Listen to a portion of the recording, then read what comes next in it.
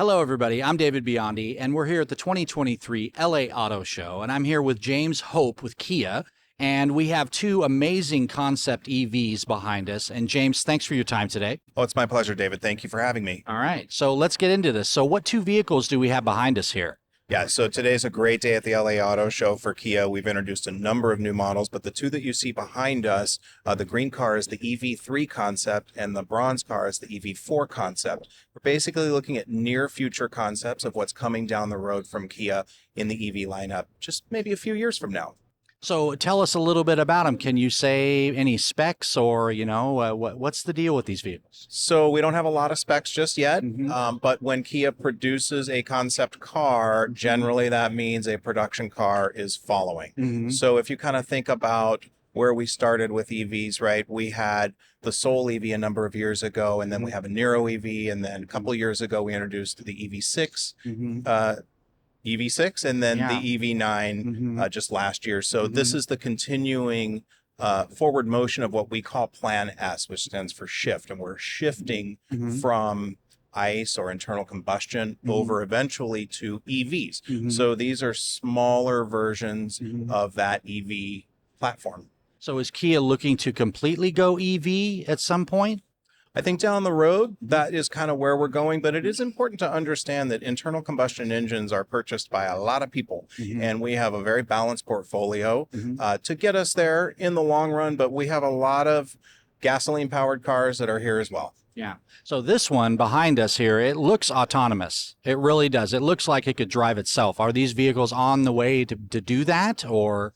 Well, look, fully autonomous vehicles are a really interesting thing to Yeah, consider. And, we have a number of ADAS technologies that are getting us there, right? We Mhm. have ADAS and ADAS 2 that offer some hand-free driving, and Mhm. we'll get there eventually. Okay. Not ready to say whether these cars are going to be fully autonomous just yet. Right. So what would really set these apart from other EVs as far as, just everything that's out there right now with range and everything like that? Is there anything you can tell us about that? I think really what we're looking here is at a very attractive price point. Mhm. Okay, they're built off of our eGMP platform, so it's a scalable platform, which is why you can build an EV9 and then you can come and build a smaller EV3 concept off the same platform.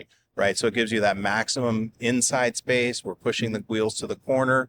We're talking about something in the $30,000 range, Okay. mid 20s to 30s. So let me ask you one last question. Sure. Range anxiety. So I know it's a big deal on people that are making the jump from gasoline vehicles over to EVs or hybrids. So what would you say to somebody who's looking that has that range anxiety, and how does Kia kind of deal with that as far as selling EVs to consumers? So a couple of things are going on here. Number one, it's important to understand that we see 80% of our EV owners charge at home. They're actually not out and about using EV infrastructure or charging infrastructure. That being said, we announced recently that we're partnering with several other OEMs to bring a much larger charging network. And then we've also got the conversion over to NACS here in just a couple of years from now. Mm-hmm. Awesome. So what would you say to someone that, wouldn't want to buy an EV, and what would you tell them why they should buy an EV? So I would say the reason you'd buy an EV is there's a number of things that go on. One, you never have to go to a gas station anymore, right? You can come home at night, you can plug your car in, and the next morning it's full and it's ready to go. Yeah. And it'll get you, 200-300 miles, which is more than enough for your average commuter. You can even do long distance road trips with that kind of mileage. So I would say that we're going to get to a place where everyone is going to feel very comfortable, whether it's because of expanded infrastructure that's out in the public, or whether it's just we've got battery technology where cars are going further. I think we're going to get to a place where consumers are very comfortable with EVs, and I think it's the wave of the future. Awesome. Well, James, thank you very much. I appreciate your time. It's been a long day today, so I appreciate you taking the time. Thanks.